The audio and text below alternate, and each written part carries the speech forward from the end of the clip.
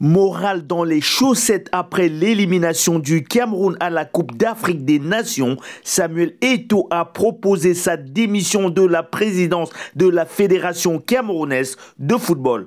Le comité exécutif a rejeté sa demande tout en lui renouvelant sa confiance pour la suite. Samuel Eto'o gardera donc son poste à la tête de la Fédération camerounaise de football.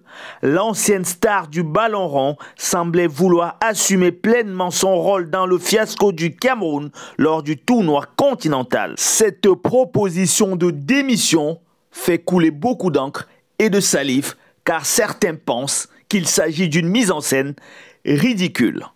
Samuel Eto'o est rentré du Qatar. Première fois, déculoté. Les Lions indomptables sont rentrés là-bas petits. Mais vous n'aimez pas Samuel, vous n'aimez pas l'équipe nationale du Cameroun, vous n'aimez pas le Cameroun. Il a pris ses pieds, il est parti maintenant à la Coupe d'Afrique sans avoir donné le moindre bilan. Après avoir organisé une mise en scène ridicule, la pire des ridiculités, c'est-à-dire que le ballon d'or. Après avoir organisé une ridicule mise en scène de ballon d'or pour encore se moquer de vous, les Camerounais. Il n'a même pas le courage d'être courageux. Le pays lui appartient. Donc il est parti dernièrement à la Coupe d'Afrique des Nations et le bilan est celui que vous connaissez. Quand il est entré au Cameroun, on ne sait pas, jet privé, il est arrivé en pleine nuit.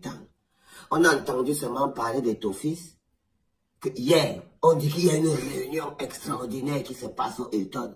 Tout le monde est wow, wow, wow, wow, wow. Tout le monde crie partout. Qu'est-ce qui se passe? On croit qu'il est devenu courageux.